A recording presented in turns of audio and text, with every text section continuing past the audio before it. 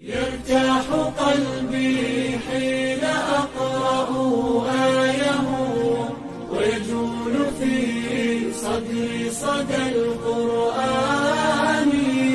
قرآن ربي فيه أعظم آية تحكي لنا عن ربنا الرحمن.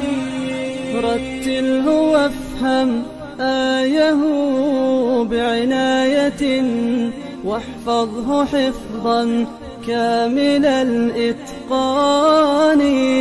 عيني ترى كل الجمال بآيه معنى ونظما جاءنا ببيان.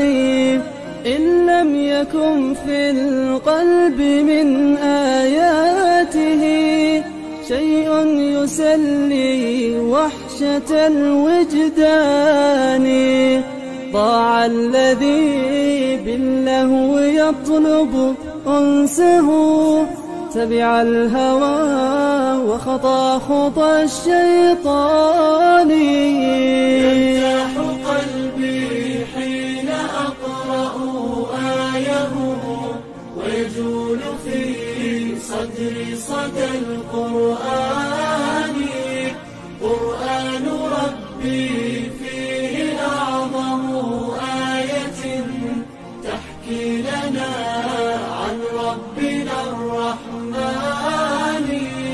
ترك الذي بالوحي أنزله لنا رب العباد وخالق الإنسان. خير الكلام كلام ربي إنه نور القلوب ومذهب الأحزان. من لم يجرب طعمه بتلاوة مسكين لن يسلم من الحرمان. يقرأه حتى ترتقي بجنانه فيها نعيم كامل الإحسان.